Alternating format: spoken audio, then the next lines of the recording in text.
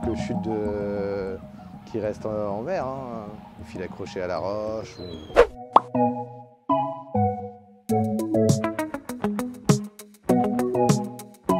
Le projet Indigo, il consiste à développer des engins de pêche. La petite particularité, c'est qu'il faut qu'ils soient biodégradables en milieu marin.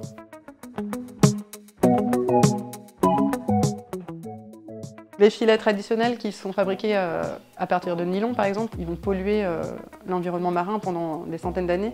L'avantage du filet développé dans le cadre du projet Indigo, c'est qu'il va pouvoir être utilisé pendant 2 ans, mais s'il est perdu en 2 ou 3 ans, on aura vraiment un filet qui s'est biodégradé. Donc on va travailler avec des plastiques, qu'ils soient pétrosourcés, donc d'origine pétrochimique, ou alors d'origine renouvelable. Ce qui nous intéresse, c'est vraiment le caractère biodégradable.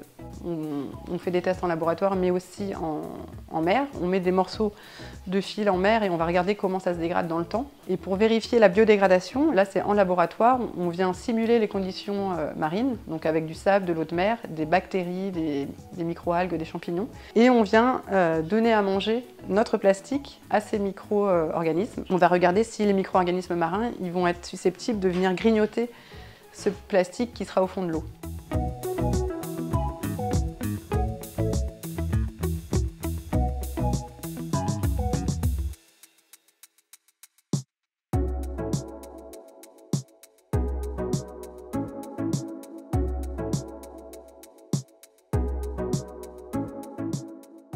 Donc l'idée, c'est d'impliquer en fait les pêcheurs dans le cycle, dans le processus de conception pour après voir quand ils utilisent le prototype du filet, est-ce qu'il y a des modifications, comment est-ce qu'ils vont l'utiliser, comment ils se l'approprient. C'est ça vraiment le gros objectif pour identifier les contraintes en fait qu'il y a dans l'activité de pêche.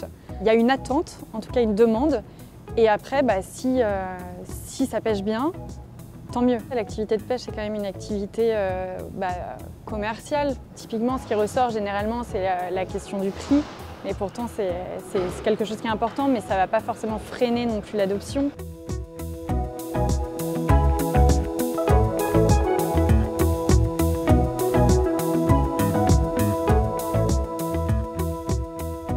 Derrière, ce qui est intéressant, c'est que ça peut évidemment participer à la protection de l'environnement, ce qui est important pour eux, évidemment, parce qu'ils travaillent avec les ressources marines.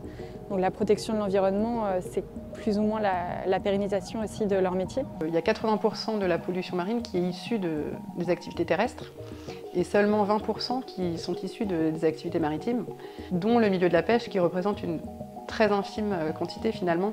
Mais c'est vrai qu'il faut essayer de proposer des alternatives parce que les pêcheurs sont souvent pointés du doigt.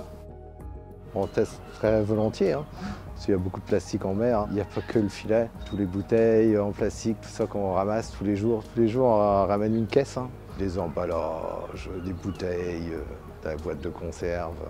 On a toujours ramassé, en fait, ça fait des années qu'on fait ça. Ce qu'on trouve dans le filet, on le ramène à terre. Ça se voit pas forcément, mais tous les jours. Nous, c'est notre environnement, hein. On veut préserver quand même notre outil de travail, hein.